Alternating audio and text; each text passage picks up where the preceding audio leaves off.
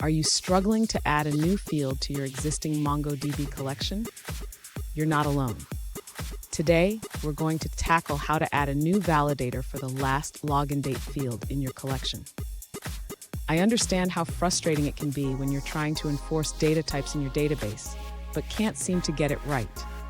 This is a common issue many developers face.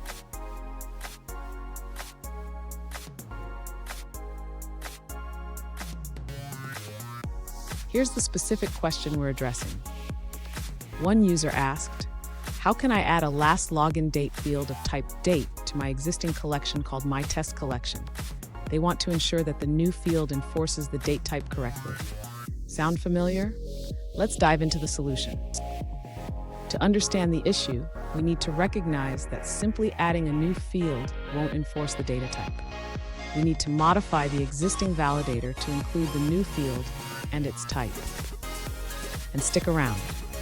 At the end of this video, I'll share a quick tip on how to manage your MongoDB validators effectively. To add a new field called last login date to the existing collection, the user should first update the validator for My Test Collection. This can be done using the command to modify the collection's options. Next, the user should verify that the validator has been updated correctly. This can be done by retrieving the collection information again. After confirming the validator is updated, the user can now add documents to My Test Collection. When adding a new document, they should include the last login date field with a date value. Finally, the user can test the validator by attempting to insert a document without the last login date field.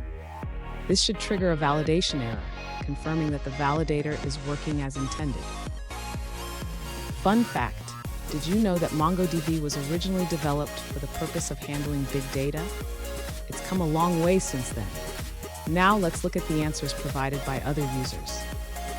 An alternative approach to adding a new field to your existing collection involves modifying the current validator. First, retrieve the existing validator for your collection. Then, push the new field name into the required array. Next, define the new field's properties, specifying its type and description.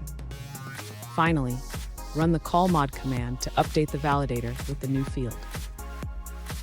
Here's a quick tip. Always test your validators after making changes to ensure they work as expected. This can save you a lot of headaches down the line. And there you have it. You've successfully added a new field with a type validator to your MongoDB collection. If you found this video helpful, please subscribe for more tips and tricks on database management.